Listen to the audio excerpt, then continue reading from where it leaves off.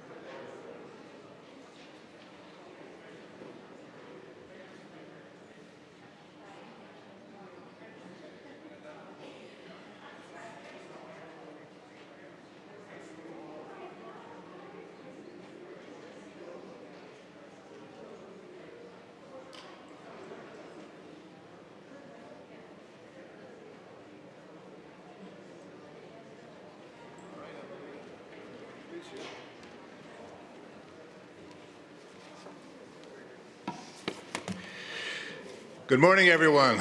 Good morning, and welcome to the Westminster Town Hall Forum. I'm Tim Hart-Anderson, the moderator of the forum and senior minister here at this church, and I'm pleased that we're beginning our forum with the Honorable Chief Judge John R. Tunheim with some wonderful music. This is an opening musical performance today by violinist Emilia Mettenbrink.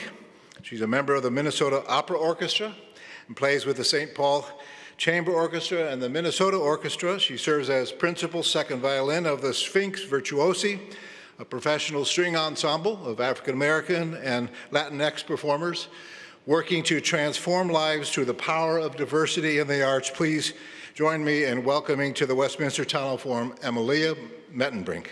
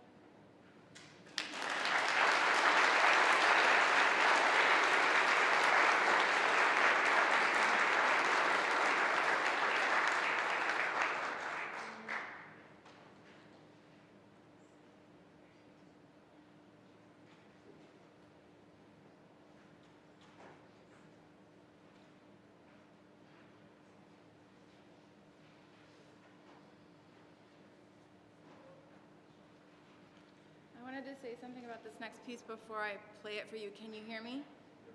Okay, I'm going to stand closer to this so the people online can hear me as well. This piece is by a woman composer, Amy Beach. She wrote this piece for a friend of hers, a woman violinist. So it means a lot to me because I think that a lot of times women have been kind of set aside where classical music is concerned.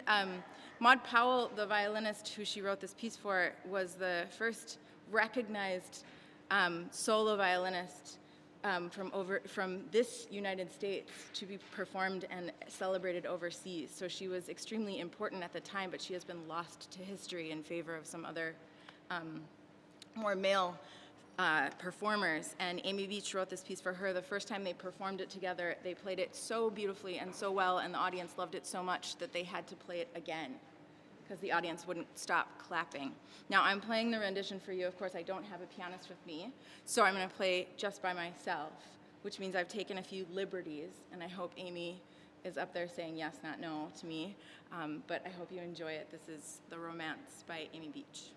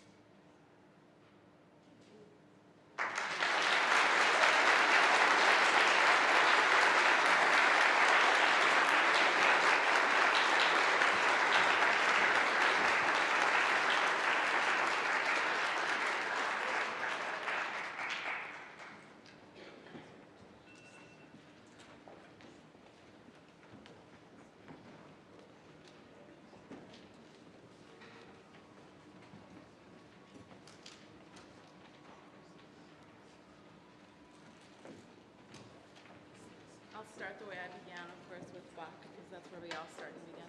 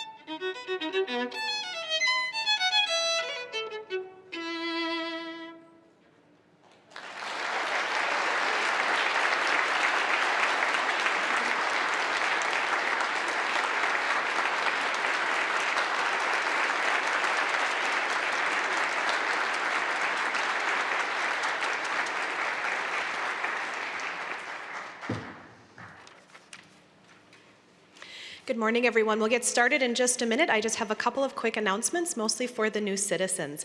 First, photos and videos are allowed. Please just make sure that if you're using a cell phone, that it is on silent or vibrate. We don't want it to go off at all during the ceremony. Next, and this is for everyone, men should remove your hats or caps unless worn for religious purposes. Thank you. You received a colorful half sheet of paper with your packet when you arrived. That is the Oath of Allegiance. So that is the oath that you will be taking today. Feel free to read along with that oath when the judge is administering it if you like, but you don't have to. He will say a line of the oath and then give you a chance to repeat it back.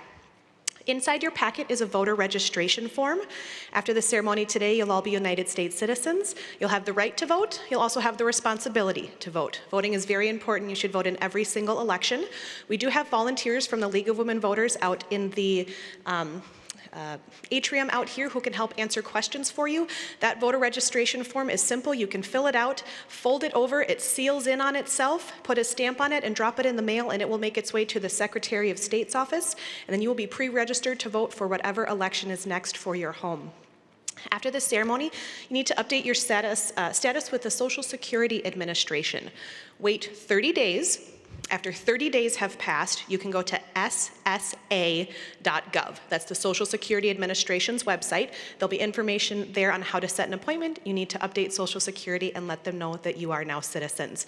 Also for passports, you can Google information for your closest passport office. Oftentimes it is a post office as well. After the ceremony, you're going to receive your certificate of naturalization. Please check that carefully. Make sure that your name is spelled correctly, your date of birth is correct. If you requested to legally change your name, make sure that your certificate comes in that new name and you have a copy of your name change petition in the back of your certificate. If for whatever reason there is anything that is incorrect, please don't leave. You're going to go back to that table where you checked in and talk to one of the immigration officers there. And for any interpreters that we have here with us today, when instructed by the judge, please have the applicant stand as they are able, raise their right hand, and repeat the oath of allegiance. So as the judge is administering the oath in English, you're going to interpret it to the applicant line by line in their native language so that they understand each line of that oath that they are taking today. And at the very end, when we're all done, please stay exactly where you are. We're going to come and bring you your certificates in order. Thank you so much. We'll get started in just a moment.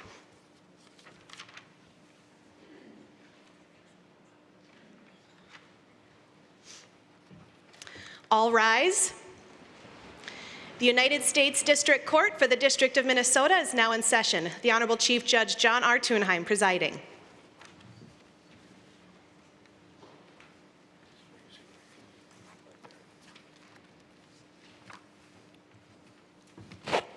You may be seated. Good morning, everyone. A special greeting this morning to the people who are going to be the newest United States citizens who we will administer the Oath of Citizenship to. It's my pleasure as the Chief Judge of the United States District Court to preside over this special ceremony of our court. And I want to give a special thank you to Amelia Mettenberg, who was our violinist, for her wonderful performance here this morning.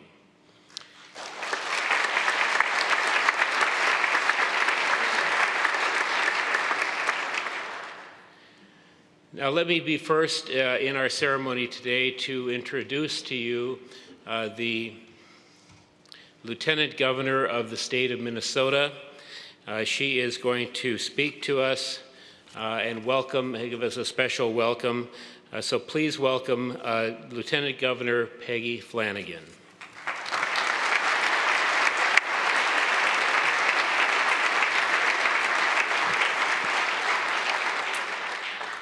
Well, bonjour, good morning. I am so honored and humbled to be able to be here with you today. Thank you, Judge Tunheim, for that introduction. Bonjour, Peggy Flanagan, Indishnakaz, Guababa, Ganikag, Nandun Chaba, Mayangan Ndodame. My name is Peggy Flanagan. I'm a citizen of the White Band of Ojibwe, and my family is the Wolf Clan. And the role of our clan is to ensure that we remain humble and that we're not leaving anyone behind. And that's the lens that I try to bring to my work as Lieutenant Governor, is to ensure that we're not leaving folks behind. So on behalf of the state of Minnesota, we welcome you. We welcome you as new Americans, and we welcome you and everything that makes you. Your ideas, your beliefs, your identities, your core values, we don't want that to be left behind. And I hope that you bring your full selves into this next chapter of your lives. Minnesota's diverse communities are our biggest assets, and we are excited to have your talents, cultural traditions, and diverse experiences here to help enrich and strengthen us collectively. You are all a part of the social fabric of our state, and we recognize you, we recognize the sacrifices that your families have made, and we recognize now that your homes are here, and we are better for it. And you chose to be here, and we're grateful that you did. Now I hope you embrace the next steps as this nation's newest citizens and embrace your civic duties, from sharing your voices to voting to running for office and everything in between. The voices of our communities in Minnesota have led to constant changes in positive and beautiful ways. And you are what makes the state unique and welcoming, and we are so grateful to have you here. When I was in elementary school, I grew up in a diverse community, but there were only a handful of Native kids like me. That has since changed. I now have an 8-year-old daughter, and she attends a local elementary school in the same community that I grew up in, and there are a lot more kids who look like her. And her school looks like Minnesota. The change in diversity is what makes our state so special. When we see more cultures, more ethnicities, more identities, and we are able to come together and work across lines of difference, we truly become one Minnesota. I'm sure that your journey has not been a short one or an easy one. But from today on, you are an American citizen and a Minnesotan. And I am so excited to see how each and every one of you will contribute to your community and state. And let me be the first to say, welcome home. Miigwech.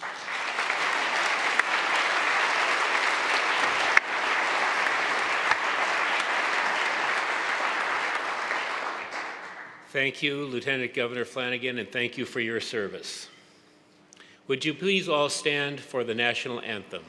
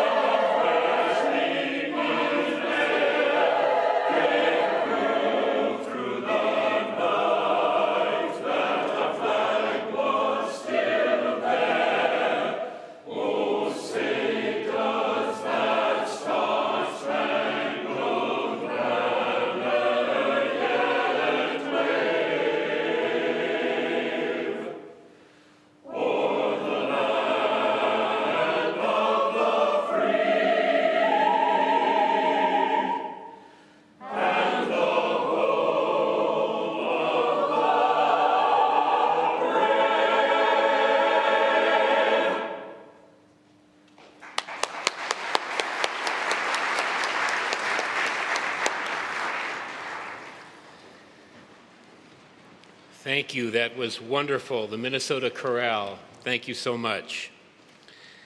Before we begin the actual business of this ceremony, I want to take a moment to recognize the 14 countries from which our new citizens are arriving from. I always think it's important to recognize the countries that they come from because that's important to them and it's important to us here in the United States, that they share their culture and backgrounds with all of us who are here. So I'm going to read the countries, and when you hear the country that you are coming from, please stand, and we'll have some applause for the countries after we finish. So I will go in alphabetical order, starting with Austria. And then next, Burma, the Dominican Republic, Kenya, Mexico, Morocco, Nigeria, Ukraine, India, Laos, Moldova, the Philippines, Ethiopia, and Somalia.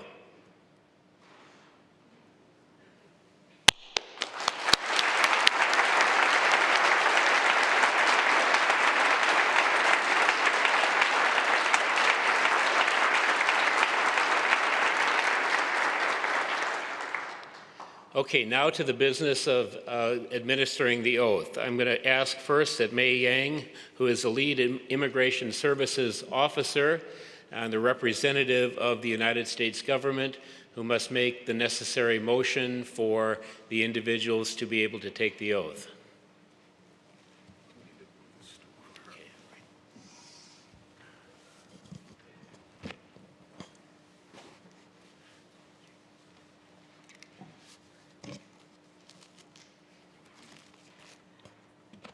Your Honor, if it pleases the court, the government recommends the oath of allegiance be administered to 25 applicants for naturalization who have been interviewed and whose applications have been approved. They are permanent residents of the United States and have resided within the Minneapolis-St. Paul, Minnesota district for the required 3 months period. They are persons of good moral character who are attached to the principles of the Constitution and form of government of the United States. The government recommends that the court administer the oath of allegiance as required by law so that the applicants may be admitted to citizenship and the name change requested in the petitions be granted.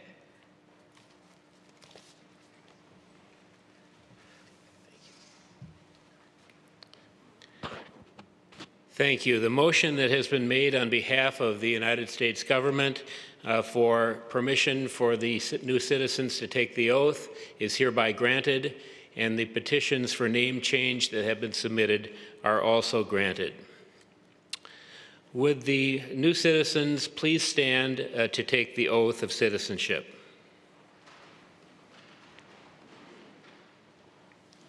If you would, please raise your right hands and repeat after me.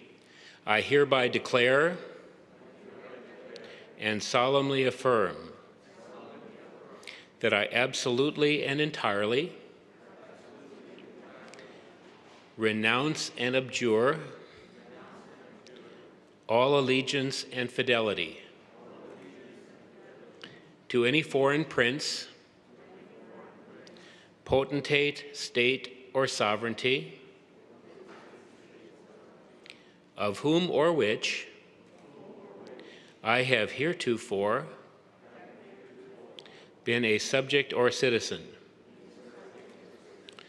that I will support and defend the Constitution and laws of the United States of America against all enemies, foreign and domestic, that I will bear true faith and allegiance to the same, that I will bear arms on behalf of the United States when required by the law, and that I will perform non-combatant service in the armed forces of the United States when required by the law,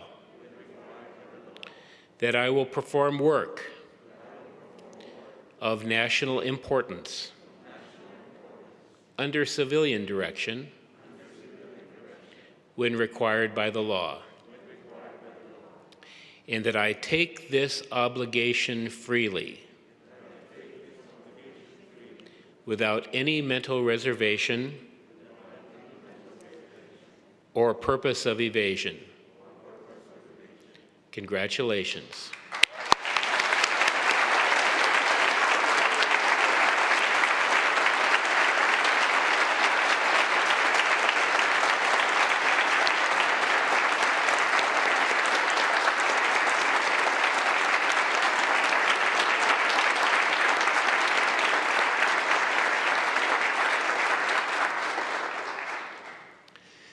Let me be the first to welcome you and congratulate you on becoming a citizen of the United States of America. Like Lieutenant Governor Flanagan, I'm very, very happy that you have chosen to become an American citizen. And I'm very proud to welcome you as brothers and sisters to the rights and responsibilities of citizenship in our American democracy. You are among the over 15,000 new citizens that we welcome each year to the state of Minnesota. And today is a very simple ceremony. It doesn't last very long, but it reflects great determination and unbounded courage. And I want to welcome each and every one of you.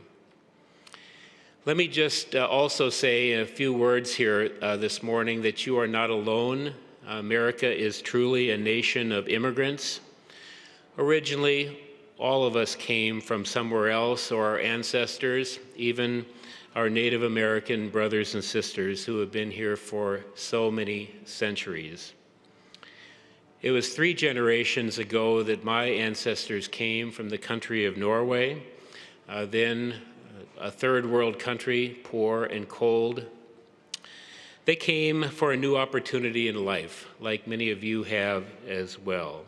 They came with dreams of spacious skies and amber waves of grain, and they were naturalized as American citizens in a process that differs very little today from what it did a century and a half ago. And like many of you, when they first left, they were likely apprehensive about leaving family and friends and familiar locales for a land far away. And I like to relate something that one of my great-grandmothers told her children. She left Norway as a 20-year-old bride with her husband, coming all the way to the prairies of northwestern Minnesota after a stop in Minneapolis. And she gave good advice to her 9 surviving children. She told them that she had a dream that they would be Norwegians who would add something special to America. In other words, she told them that they should not forget about where they came from, their own rich heritage, their culture, and their ways of life, but at the same time, they had obligations to become good and productive citizens of their new country of America. I think my great-grandmother gave good advice to her children, and they remembered it many years later. And so it is my advice to all of you. Celebrate your heritage, your culture, your family traditions, your languages, and don't let your children forget about your experiences. Be a good citizen. We expect that of all of you. I think it's true that America is a much stronger country because we are a nation of immigrants.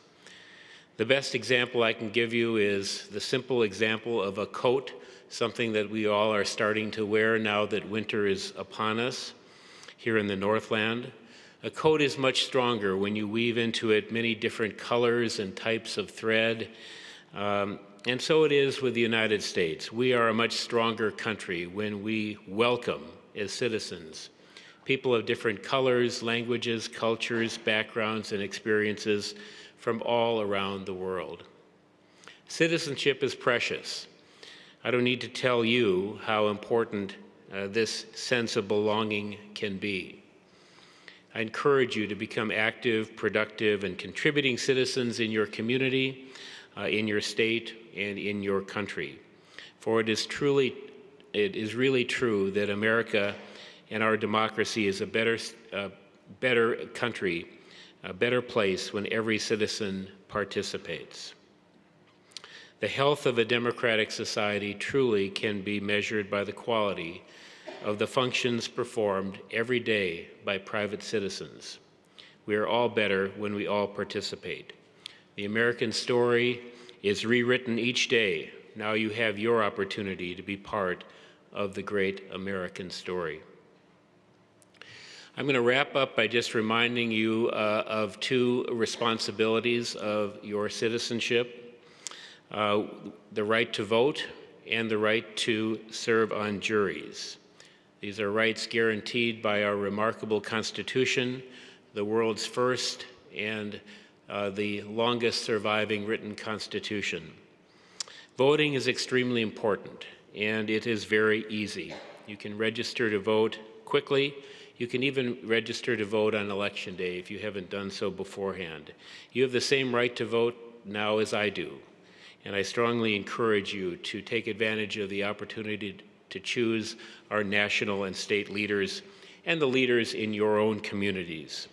Promise to yourselves today that you will vote at every opportunity, not just the first couple of elections, but keep on voting. It's very important. It's your responsibility as a citizen. And if you receive a summons in the mail that commands you to go to a courthouse to serve as a potential juror, you should look forward to fulfilling this responsibility. We entrust incredibly important decisions to citizen jurors in our country, and what could be more important than the decision of whether someone is guilty or not guilty of a crime? Citizen juries, not judges, make that decision in America. I hope to welcome some of you back someday to serve on a jury. It's a responsibility of citizenship, and I encourage you to look forward to it. Thank you for joining us, everyone else who is here and sharing in this great American experiment in democracy.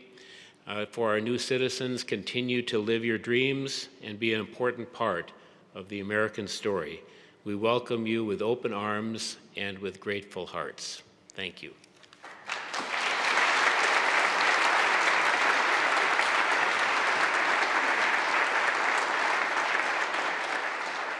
We will listen again to the Minnesota Chorale.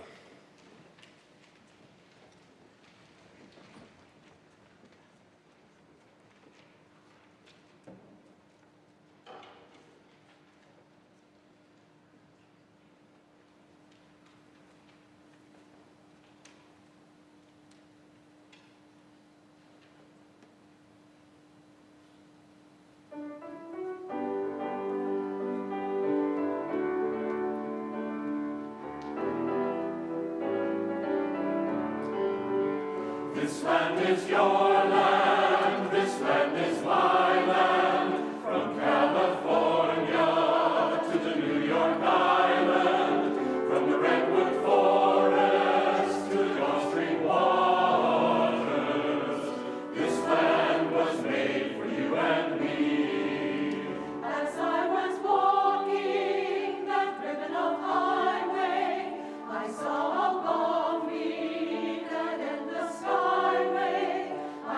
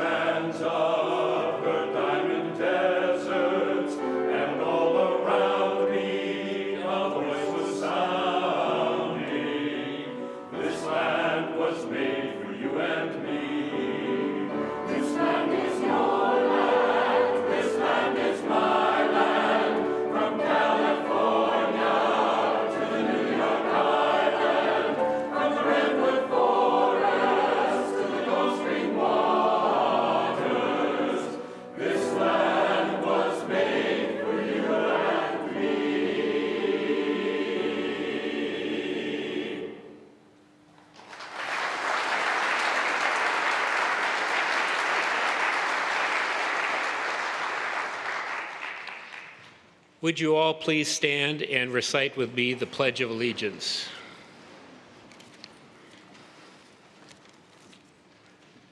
I pledge allegiance to the flag of the United States of America and to the republic for which it stands, one nation, under God, indivisible, with liberty and justice for all. I want to close the ceremony today by thanking Westminster Church for hosting us here today in this wonderful facility, to Pastor Tim Hart Anderson for his hospitality here today with us, to the Minnesota Chorale for providing such beautiful music for us, and a special thank you to Lieutenant Governor Flanagan for her remarks today. Your story is inspiring to all of us. So welcome again, and thank you to our new citizens. We'll be in recess.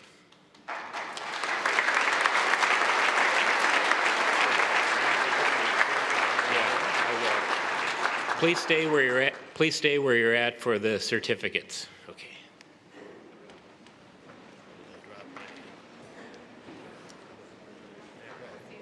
Okay.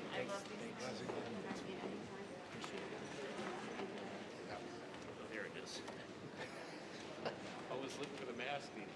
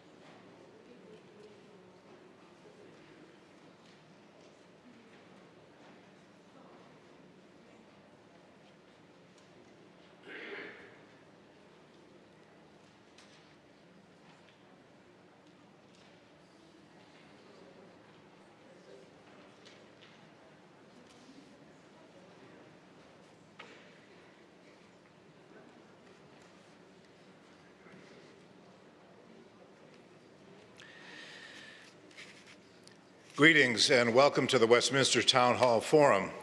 I'm Tim Hart Anderson, Senior Minister here at Westminster Presbyterian Church and moderator of the forum. We're located on Nicollet Mall in beautiful downtown Minneapolis, and we're glad you're with us today, either here in the room or via live stream. Today we're pleased to welcome as our speaker the Honorable John R. Tunheim, Chief Judge of the U.S. District Court for the state of Minnesota. For more than 40 years, the Westminster Town Hall Forum has invited speakers of conscience to address issues of the day from an ethical perspective. Today is the fourth and final program in our season on the topic of democracy, and how appropriate that we are receiving America's newest citizens. Welcome to our democracy on this day. We've invited speakers this fall to grapple with how democracy has been a tool for social and racial progress, and how it has been employed to marginalize communities based on race and class. We have heard, as I expect we will hear today, the role each of us has in renewing democracy and ensuring that it works for everyone. We invite you to visit our website to listen to our recent forums on democracy with Jose Antonio Vargas, Dr. Wendy Chun, and Latosha Brown. Forums are made possible because of individual supporters like all of us. More than 85% of the forum's resources come directly from individuals, from you and from me. Your support in any amount powers these programs for our community. Please consider supporting the forum. And for those of you here in person, there are donation envelopes in the program. And if you're watching from the live stream, you can go to westminsterforum.org/donate. Thanks to Minnesota Public Radio for recording and broadcasting all of our programs. For the first time ever, MPR is presenting all of our town hall forums this fall as a special series. You will be able to hear today's talk along with the other of our fall season on democracy on NPR each day at 11 a.m. during the week of November 29th to December 2nd, the week right after Thanksgiving, 11 o'clock in the morning, every day, our series on democracy. And of course, you can still watch or listen to our programs live on the Town Hall Forum website or on our Facebook page. Thanks as always to our media sponsors, MinnPost, a source for nonpartisan news coverage of Minnesota and beyond. Find more at minnpost.com. And Sahan Journal, covering issues affecting Minnesota, especially our immigrants and communities of color. Learn more at sahanjournal.com. The health and safety of our community is our top priority here at the Forum. We urge you to get vaccinated if you have not already done so, and to get boosted if you are vaccinated. As we continue to navigate this pandemic, we require masks in the building, fully covering face, nose, and mouth, and we limit attendance to 400 people, which means there is plenty of room here today, and there will be in the future. Thank you for understanding and cooperating and helping our public health. In the second half of today's program, Chief Judge Tunheim will take questions live from the audience and also from those who are watching via the live stream. Those of you in the room should have a card that you can use to ask questions. They will be picked up by our ushers at the break. And please note, if you are a student, as we find our best questions generally come from Minnesota's students. And for those of you who are new citizens, please feel free to use those cards to ask a question of the Chief Judge. At the end of the opening presentation, ushers will collect those questions. I will present as many to our speaker as time allows. And again, if you're watching online, please enter into the chat feature below the live stream any questions you might have for the Chief Judge. And now it is my pleasure to introduce today's guest speaker to the Westminster Town Hall Forum. The Honorable John R. Tunheim has served for 25 years as United States District Judge in the district, the state of Minnesota, and has served as Chief Judge since 2015.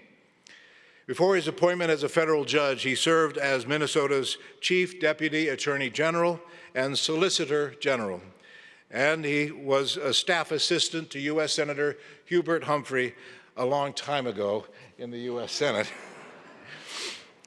Chief Judge Tunheim has devoted much of his judicial career in helping to develop the rule of law in new democracies elsewhere on the earth, including drafting the Kosovo Constitution, and he has advised over 40 countries on judicial independence and counterterrorism measures.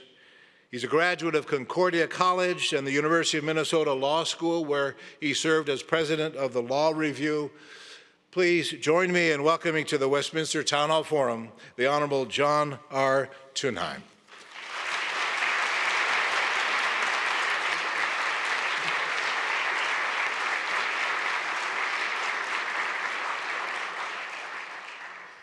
Thank you so much, Pastor Hart Anderson. That was wonderful. It's great to be with all of you today and those of you who are online watching the stream. It's a windy November day, and unfortunately, the pandemic is still holding us in its grip. but a special thank you today to Westminster Church and to the Westminster Town Hall Forum and its outstanding board for welcoming all of us here today. We went through the ceremony for new citizens here today. We just finished that.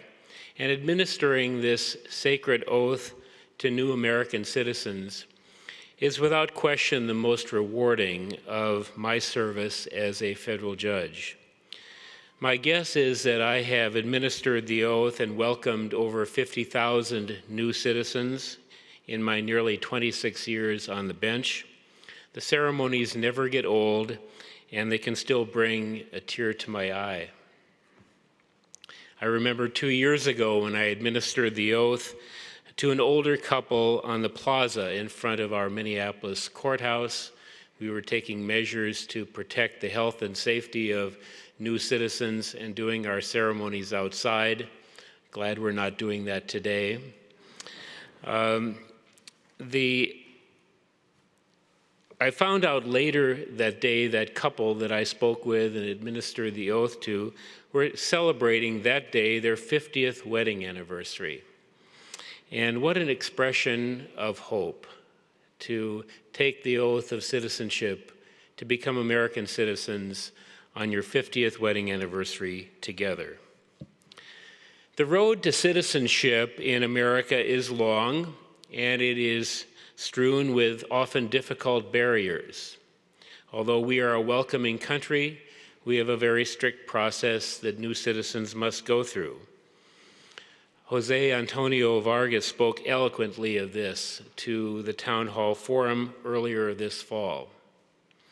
The complexities of becoming a citizen require courage and determination and patience. I'm proud of all of our new citizens and especially proud that they've chosen to become Americans. They are a living testament to the fact that America is still a land of opportunity, of hope, of promise, despite our many challenges as a nation. And I'm especially proud that 3 of the magistrate judges on our court were born in foreign countries and were naturalized as American citizens. And during the ceremony, I mentioned my great-grandmother's message to her children that they should grow up to be Norwegians who would add something special to America and become good citizens. Her children remembered that line many years later, and it is as important today as it was in the 19th century. I never met her, but I think of her often, especially on a cold winter night, when she likely would have been in the old log cabin surrounded by her children on a northern Minnesota prairie. And what a hopeful message she gave them. You need to be good American citizens. And I pray that America's doors will always remain open to people from all corners of the earth who seek to make America their home, much as our ancestors did. We are blessed with abundance in America, with space, with resources, with freedom, and with opportunity. Our new Americans truly do have the chance to write the next great American story. And we need their talents, their abilities, and their determination. Our goal and our promise remains true.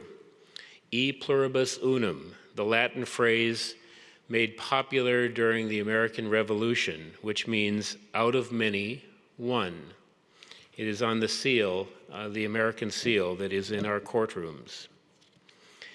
The historian Arthur Schlesinger Jr. said that the genius of America lies in its capacity to forge a single nation from peoples of remarkably diverse racial, religious, and ethnic origins.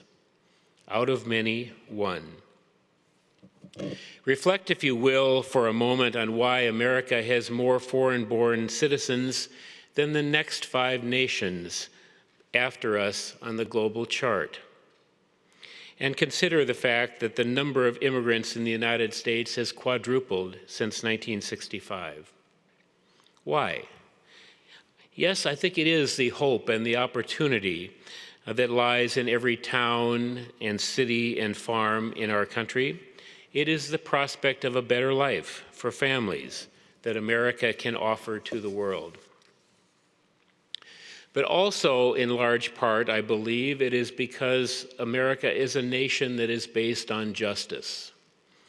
Justice is enshrined in the preamble to our Constitution. We, the people of the United States, in order to form a more perfect union and to establish justice. Justice is the American promise, often not lived up to, even today. And equal justice under law is what our courts promise to all people, including our newest American citizens and including those who are here who are not citizens yet.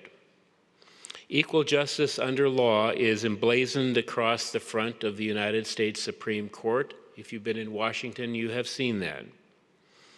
And you cannot miss the same majestic graving in marble when you walk through the doors of the Diana E. Murphy Courthouse here in Minneapolis, just down the street. Let me repeat, equal justice under law. The promise is not simply justice. Justice is the responsibility of every one of us, not just the courts. The promise is not justice for all, or even justice every time. That is not possible. Most people feel it is justice only when they win, and I understand that. But winning is not the guarantee. It is equal justice under the law that is the guarantee. It's surely not justice in the sense of determining right and wrong, although we surely try to do that to the extent that we possibly can. No, equal justice under law requires us to provide a just process pursuant to our Constitution and the laws of the land. The role of the courts in our democracy is to provide a predictable process that employs understandable rules and practices and procedures that are applied fairly to everyone and in all cases and to all parties. A just process that has defined steps for appeals and checks and balances. I hope that our new American citizens understand that. Many Americans don't. And we are all damaged when judges are portrayed as politicians deciding cases as if they were expressing their personal views. Our job in the courts is to provide a just and fair process in accordance with our laws and rules, and justice is the responsibility of all of us. And importantly, the just process includes the constitutional right to a trial in front of citizen jurors who must weigh the facts and arrive at unanimous verdicts based upon the law and not their feelings or emotions. And as of today, our new citizens are not only eligible to vote, but they are eligible to sit on juries and to decide often incredibly important and difficult disputes. America has vast and complex problems. Our justice system has never been perfect and has often been a part of the problem. Look no further than the awful Dred Scott decision on the eve of the Civil War, or the Japanese internment decision at the height of World War II. And there have been many more. And we all bear responsibility for our faults, and we have the obligation to do better. There are often no simple answers. Justice is indeed the responsibility of all of us. Each of us must play a role in solving our problems, and in a democracy, we have an obligation to participate. But to participate means to understand how a democracy works. I would argue today that one of our most serious problems in America is diminishing trust in our government. A lack of trust that is fueled by a lack of knowledge and understanding. Surely this is a problem that we can tackle. And as the Reverend Dr. Martin Luther King famously said, "The arc of the moral universe is long, but it bends toward justice." Our new American citizens learn much about the rights and responsibilities of citizenship. They must pass a written test and an oral exam and have their moral character evaluated. I really trust them to become good American citizens. However, many of us who have had the good fortune to be born here, whose rights and protections were afforded by birthright and didn't have to take a written or oral test, likely do not think too much about citizenship. In fact, in a test that was administered by Newsweek, nearly 40% of the people tested apparently could not pass the written test required of immigrants. De Tocqueville, in his astute observations of American democracy in the age of Jackson, noted that the health of a democracy is so much better when everyone participates. The participation of Americans in civic life is essential to sustaining and nurturing our democratic form of government. Yet increasingly in this electronic age, it is readily apparent that civic engagement is falling, especially among younger citizens. Worse, civic knowledge appears to be falling faster. In 2016 and in 2020, national surveys conducted by the Annenberg Public Policy Center of the University of Pennsylvania, 1 in 4 Americans were unable to name the 3 branches of government. 32% of those who could not name the 3 branches of government could not name a single branch of our government. A Freedom Forum survey demonstrated that 1/3 of Americans cannot name any of the 5 rights that are protected by the First Amendment. Any of the rights, of course, include the freedom of speech, which everyone should be aware. Are our young people better informed? It appears not.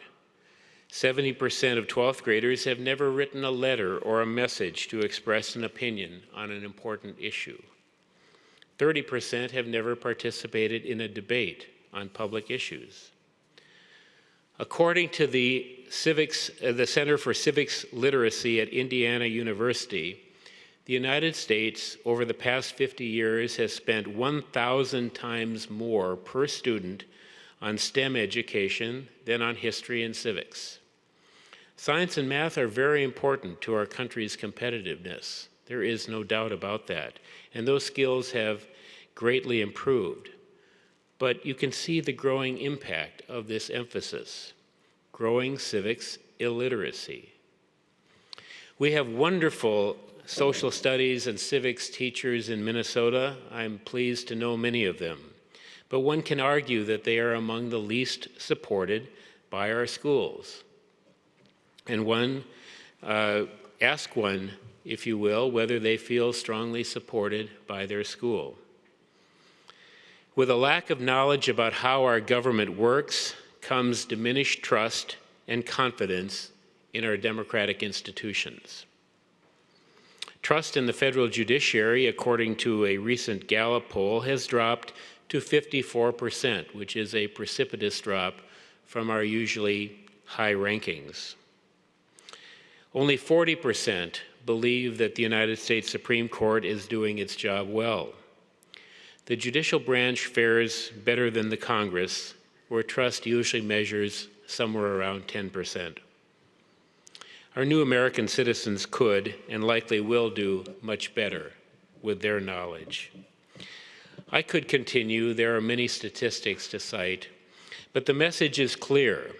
The lack of knowledge of our democratic institutions, the role of each branch of our government, the important lessons that history teaches us, the steadying value of our Constitution, the world's oldest written Constitution, basic understandings of how the government works and how incredibly fair we run elections in America.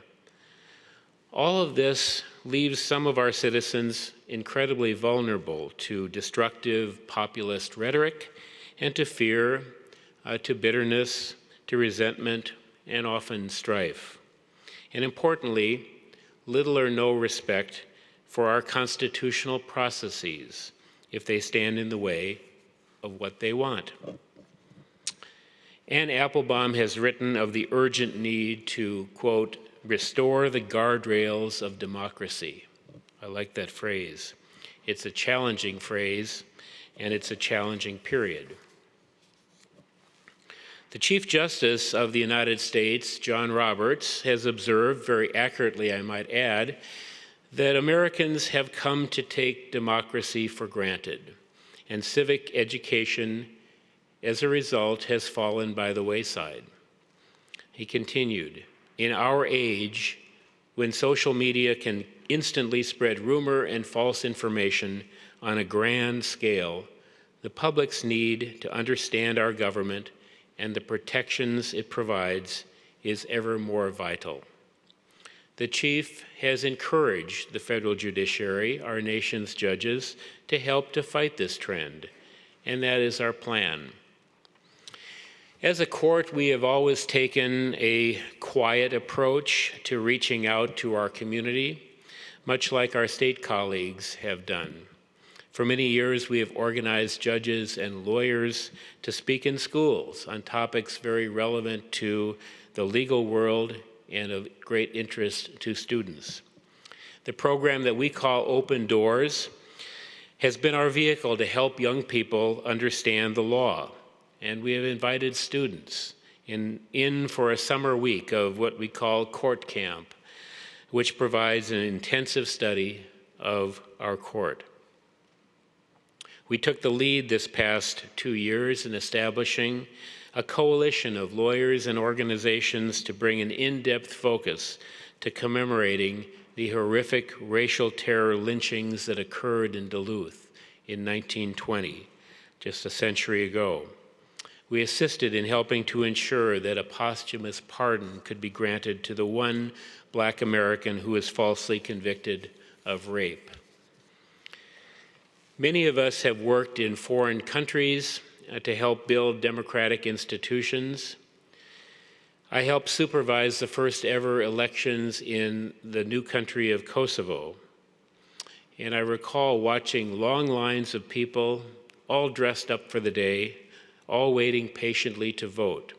And I was quite aware that many of the older people could not sign their own names. Yet here they were, proudly casting their first votes. Virtually every eligible voter came out to vote on that fall day, and I couldn't help thinking about the often woeful turnout of voters in American elections, especially among younger people. I'm realizing that despite the great satisfaction that I and many judges get from helping nations overseas and helping to build democracies, America needs our help too.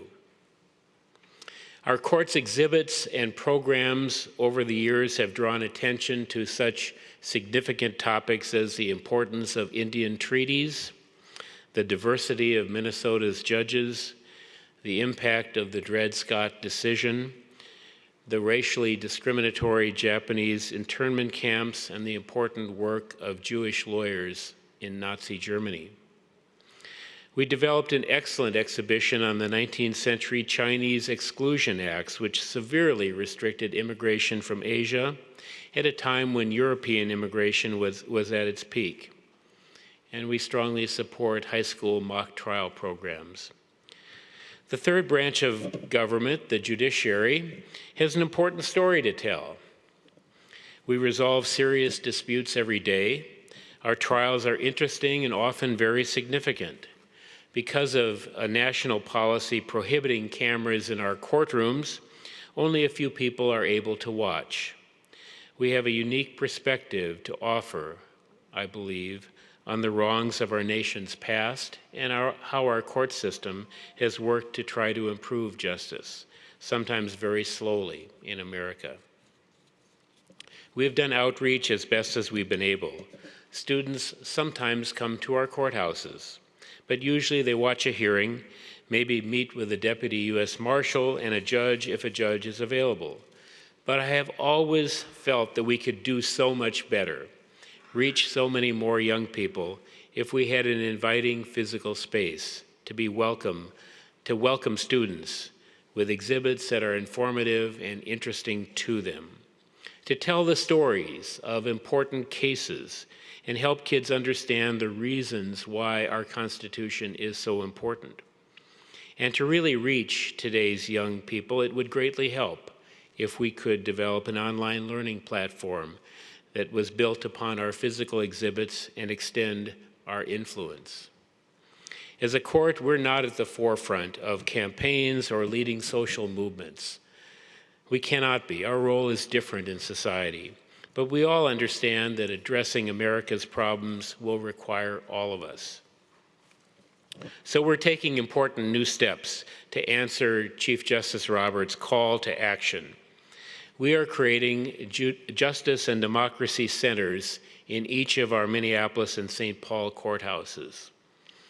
We are planning museum-quality interactive education centers that are designed to host classes of young people from middle school into high school and to be open all the time to visitors. The Justice and Democracy Centers, which will include a dynamic and interactive online presence as well, will seek to support knowledge about the Constitution and about the role of the judiciary, and to inspire fascination and strong interest in America's fragile democratic institutions. We will not avoid controversial questions or tough lessons from our past, but instead we will attempt to create safe spaces for community events designed to draw the attention to the advancement of law for everyone. Our goal will be to help instill in students and in the public an appreciation and an understanding of the American system of government and how everyone can participate fully in civic life. What is justice? What does justice mean for each of our visitors? Why is an independent and responsible judiciary really important for all of us? How are important court cases from the past relevant today? What rights do you take for granted that are the result of a seminal court decision long ago? How is a lawsuit started, and how is a case handled by the court? Why is voting so important in a democracy? How have court cases shaped today's voting landscape in America? And how about an interactive screen where you can test your knowledge about the Constitution? And how is a law made? And why are laws sometimes found by courts to be unconstitutional? Why are ancient Indian treaties still very important today? Importantly, how do you try to become an American citizen? The possibilities are really endless, and we are building content with the help of social studies teachers and a diverse group of lawyers from our community.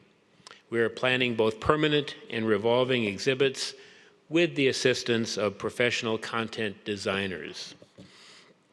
We envision classes visiting the courthouse on field trips, spending time in the centers with our exhibits, getting a tour of the courthouse, observing a hearing in court, and meeting with a judge, and then following up on an ongoing basis through our online learning platform.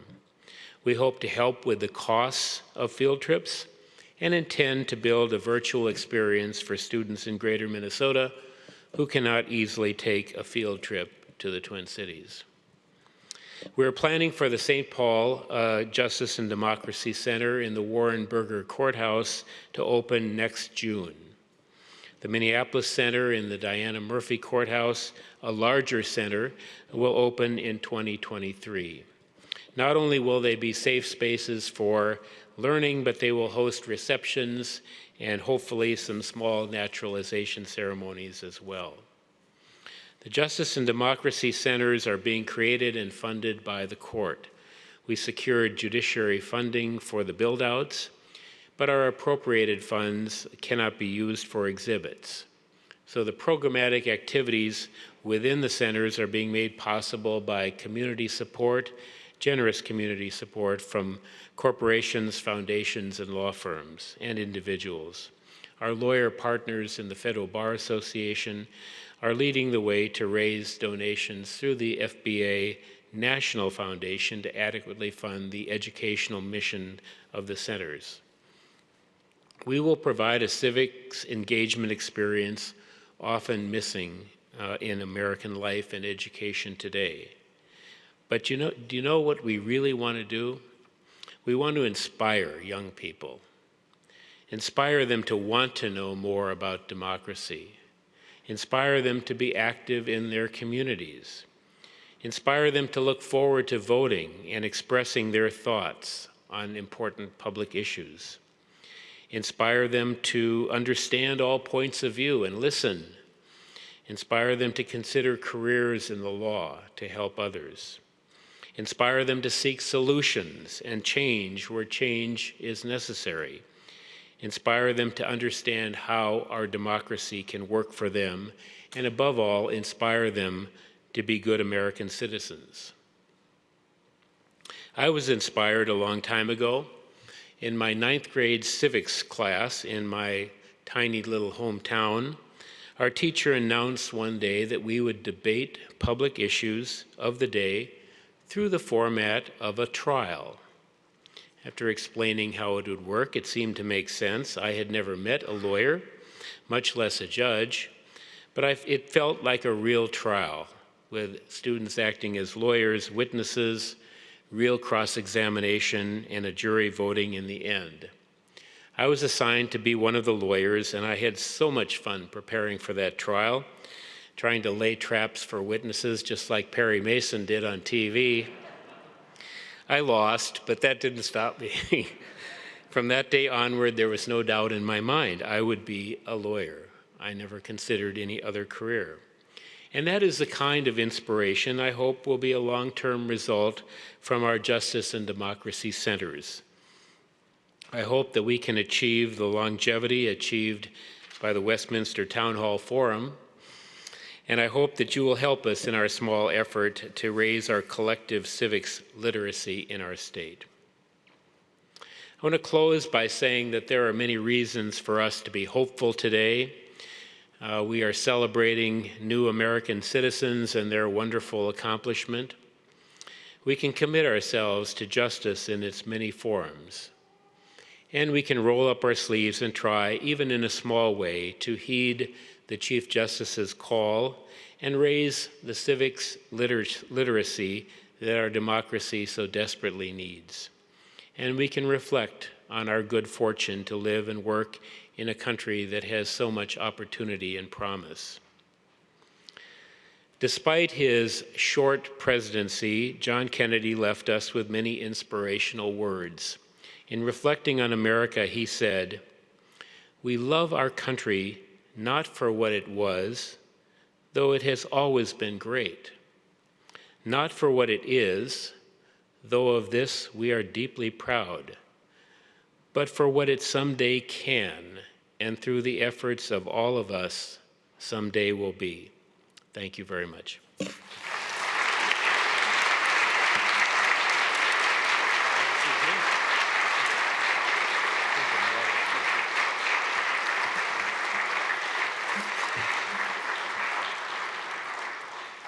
Thank you, Chief Judge John Tunheim. This is the Westminster Town Hall Forum, coming to you from Westminster Presbyterian Church on Nicollet Mall in downtown Minneapolis.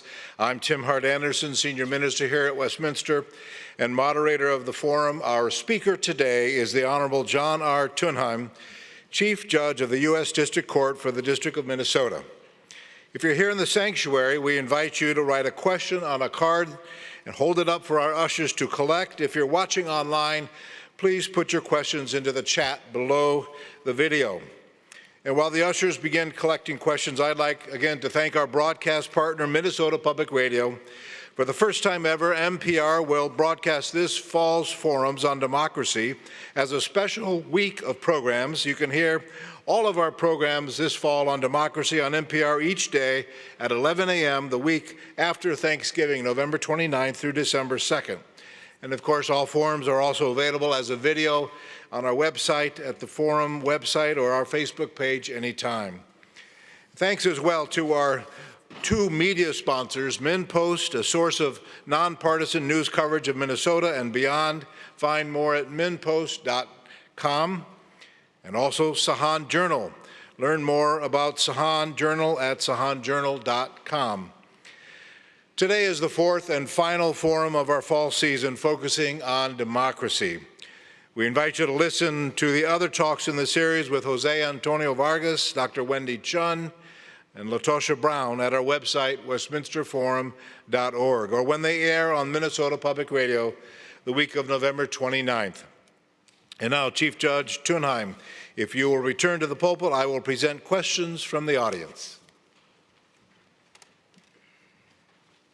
First question relates to your reference to the First Amendment of the Constitution, and particularly the portion of the First Amendment that has to do with freedom of speech.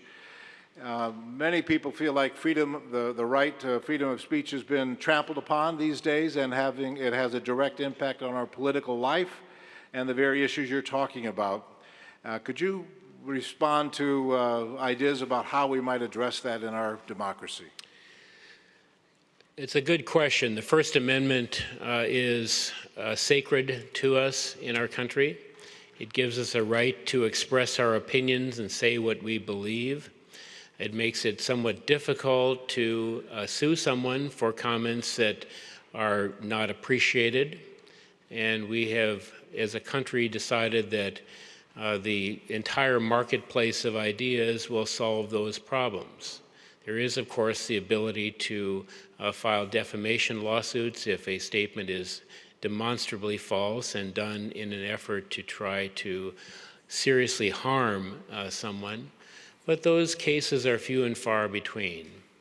I'm not sure that there is regulation that can be done. The Supreme Court is a guardian of the First Amendment, as we've seen in many cases in recent years. And so I think it's up to all of us to responsibly use the First Amendment. You can't go too far. There are sanctions for going too far with public comments, but at the same time, we have collectively decided that it's best to let people talk and to try to respond in an appropriate way. We've had several questions come forward to kind of push a little bit on this topic. When does it become a matter of a threat to our democracy when outright lies about, for instance, our election are promulgated and allowed to be disseminated? Well, it's very difficult to regulate if someone decides that they're going to be irresponsible and make claims that there's no factual basis for. In the context of claims of election fraud, if a claim is directed at a person and claims that the person did something illegal, that's a different question. That's something that can be regulated by private litigation, public litigation, but a civil case. But otherwise, I think people just have to speak up and just say what is being said is not true. There are those who are saying that there's an attempt to politicize the court system in America. Mm-hmm. Do you agree with that? And if so, how come the courts push back against that? Well, there is an expressed intent on the part of some politicians to try to make sure that the judiciary rules in a way that they want. I think it has had limited success throughout history. Presidents are famous for saying that they made mistakes when they appointed individuals to the United States Supreme Court. I think that our courts work best in this country when you have people from all different backgrounds with different personal viewpoints. Through that moderation comes good, solid decisions. And I think when courts become too far to one side or the other, that results in changes that are unsettling for the system. So while I think that there certainly have been attempts to try to politicize the court, I was particularly saddened that my friend Merrick Garland was not confirmed for the United States Supreme Court. He was very, very well qualified for that position, and he's serving remarkably well now as Attorney General. But at the same time, judicial appointments are political decisions, and we have to recognize that. That's the way the Constitution set up the process. You referred to the judiciary role in attempting to lift up civic education and the values of our democracy. That can happen in the courts, as you've described, with the Centers for Justice and Democracy. How can that happen from the two other legislative and the executive branches, the two other branches of the government? What advice would you give to those who are elected to serve in the legislature or in the administration? I think my advice would be to strongly support civics education. I think that we need to be much more supportive in our schools of our social studies teachers, and to make sure that civics education is really at the top of the list. And that's something that both the executive branch and the legislative branch can probably have a lot more to do with than judges can. But I think to recognize a deficiency in civics education throughout the country is something that the other two branches of government surely can do, and focus on it. I think there's plenty of evidence of it right now, and I think that that would be the best approach. One question now about the federal judiciary's lack of diversity. Has that affected public perception of the court system, and what can be done about that? Well, the answer is yes. It does affect public perception of the judiciary, although I would add that the judiciary is growing more diverse all the time, which is a good thing. We do a celebration each year in our court, which we host, usually in the spring, where we celebrate the diversity of our state and federal benches here in Minnesota. When we first did this celebration about 10 years ago, there was just a handful of people there. I think we had over 400 there for our celebration last summer. Then people who are really strongly supportive of diversity in our system. But I think it's important that individuals who are accused of a crime not always see someone of a different race there in front of them. I think that's important. And efforts to diversify the judiciary are incredibly important and do need to continue. Diversifying the judiciary by gender, by race, by background. And I think, like I said earlier, we do better as a judiciary when we have all different viewpoints around the table. Question rising from the congregation, the audience here, about the survival of our democracy. Are we at a point, in your view as a judge, are we at a point where the survival of our democracy, the very existence, continued existence of our democracy is at stake?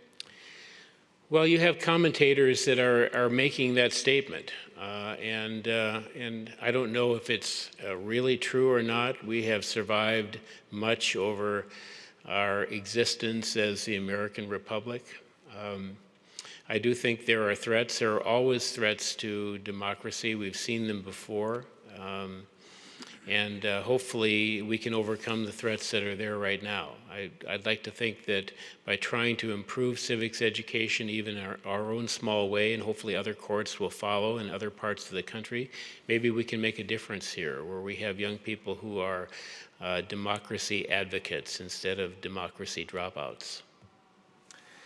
Do you find it odd or perhaps ironic that the federal courts, the branch of our three-part federal government that is not elected by the people, has played such an important role in protecting American democracy? In other words, do elections inherently corrupt the system? Well, we have a system that has a lot of checks and balances. If you are a president, you probably think there are too many checks and balances. If you're a member of Congress, you probably also think that. Both branches seem to resent the fact that courts step in and sometimes declare that laws are unconstitutional, which in some respect is anti-majoritarian, but from the standpoint of the judiciary, we're protecting constitutional precepts that are important to our country and to our people. So the checks and balances are important. We don't have any funding power in the judiciary. We rely on the Congress to pass our appropriations. The president appoints our judges. We have no say in who is to be appointed as a judge. But when a law comes before us, even before a district court judge like myself, and I feel that it's unconstitutional, I can declare it so. And that's, of course, subject to an appeal. It can go to the Court of Appeals. We have checks and balances within the judiciary as well. So I like to think that our system overall works well. It perhaps results in somewhat plodding progress, and it certainly, our checks and balances over time have proved a barrier to solving some of our most pressing problems in our nation's history. But I think overall, the checks and balances have served us well.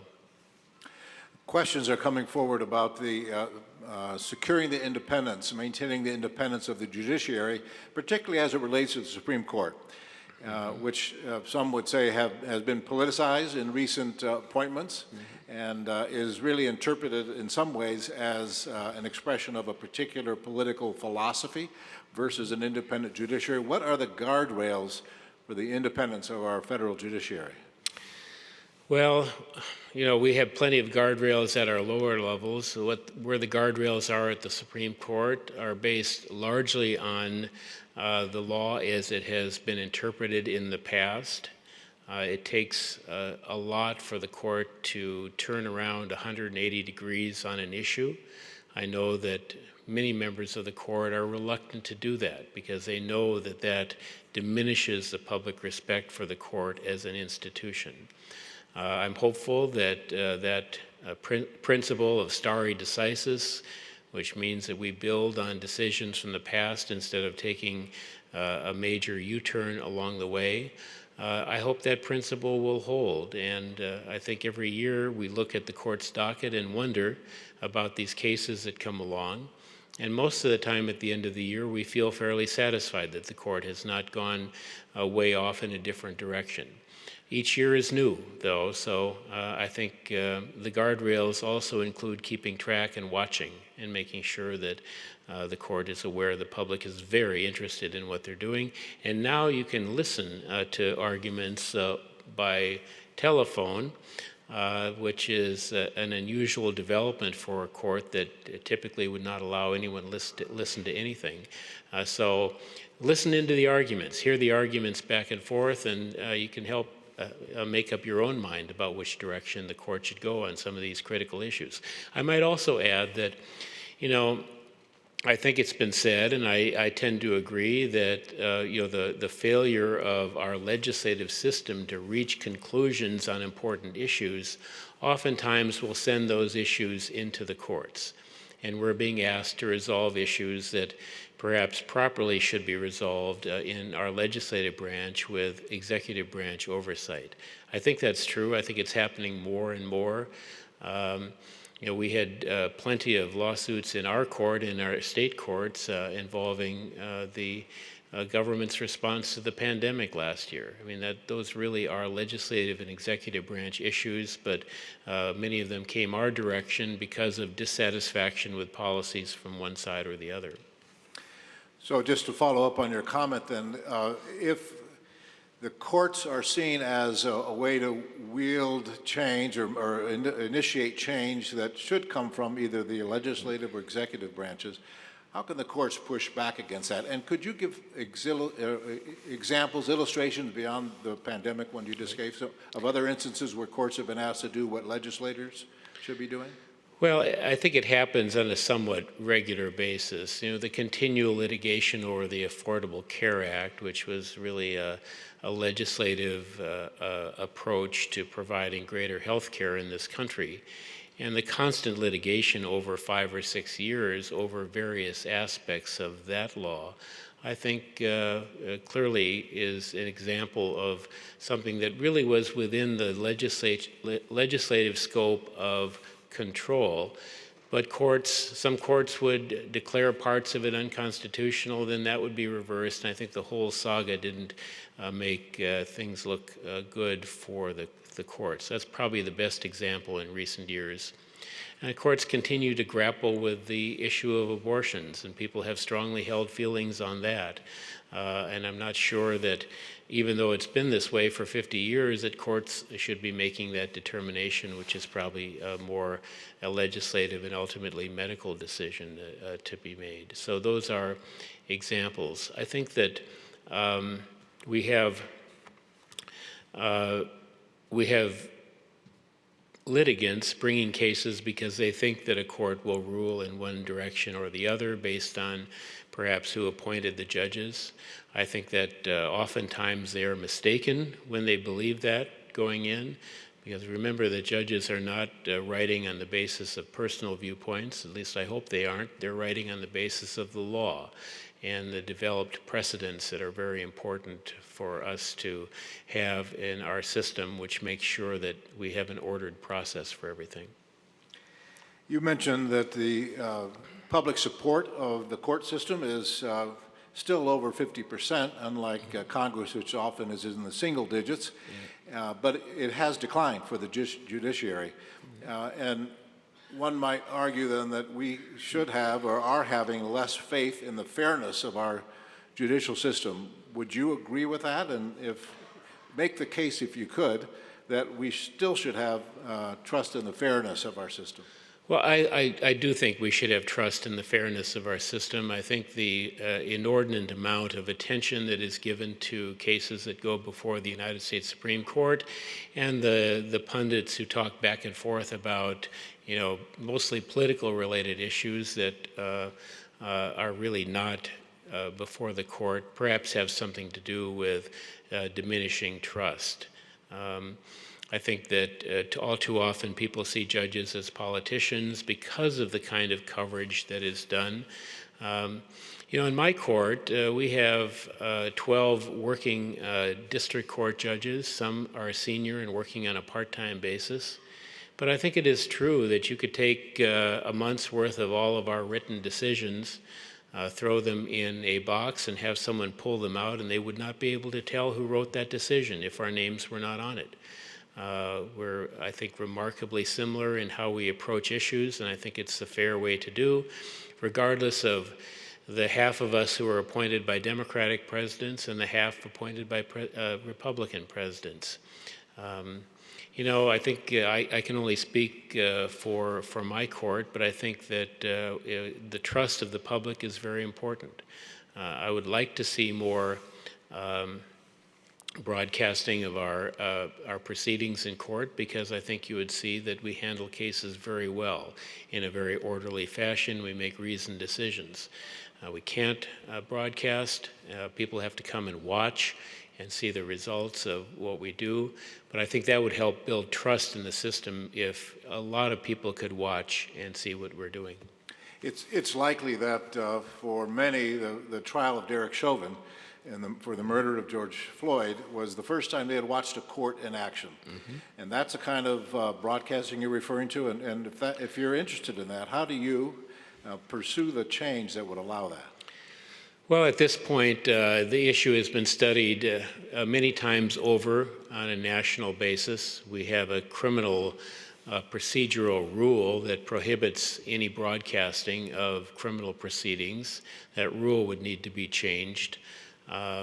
We've had pilot projects. I think ultimately the leadership in federal courts is not interested in making a change at this point. I think eventually it will happen.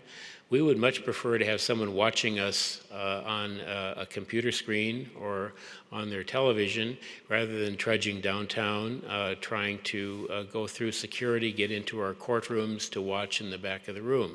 We welcome people to come in, and for trials that are of great interest, we stream into other courtrooms and to other rooms in the courthouse. But at the same time, we all know that's a health and safety issue right now. So it would be much preferred to have people watching in a fashion that keeps everyone safe. I did last winter, I did a civil virtual jury trial. We had 8 jurors in the case, and they were in their homes throughout the entire trial. This is not something that lawyers like the idea of doing just because it is something different. But it worked really well. It was a week-long trial. It was an important case. We had to move it quickly, and even though we had the pandemic issues to deal with.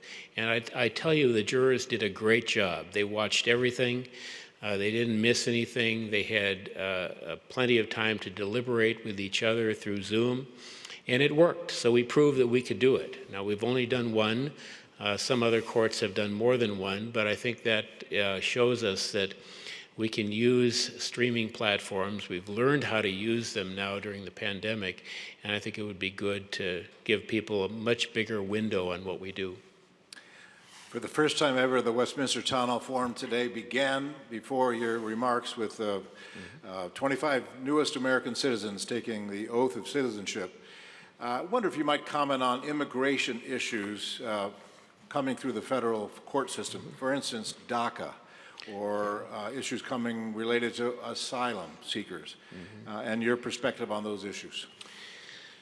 You know, at the district court level, we don't see too many of those issues anymore. That was a path that was blocked by the Congress some years ago when they came up with the idea of having immigration judges who are appointed by the Department of Justice, one of the litigants in these cases.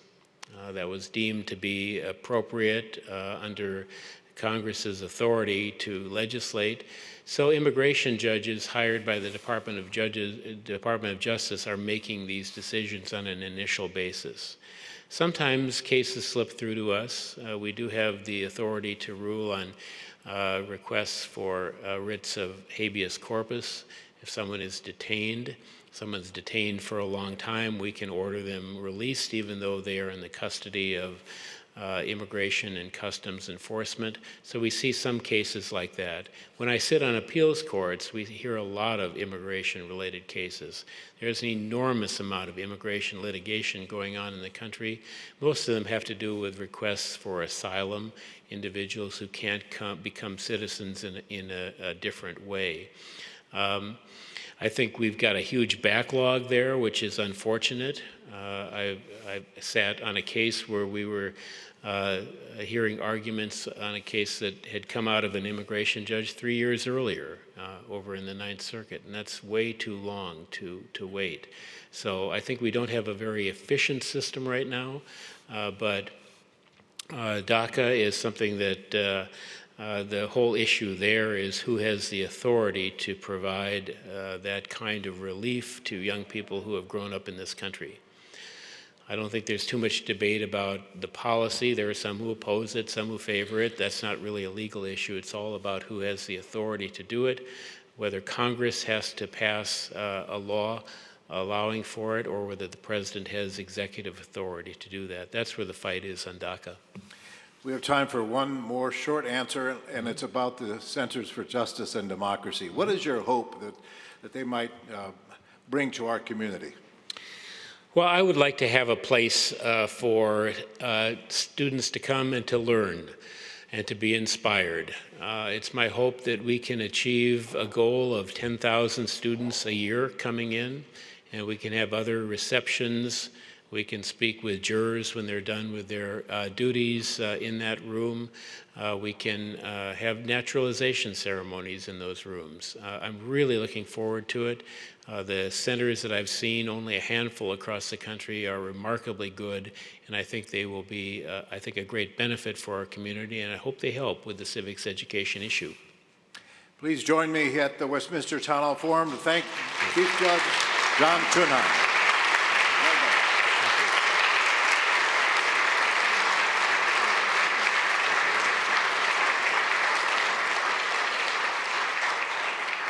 Thank you for being here. We'll look forward to seeing you again in our season coming up in 2022. We appreciate your support of the Westminster Town Hall Forum. And Chief Judge, thank you again for your presentation and for your service to our community and our nation. Thank you.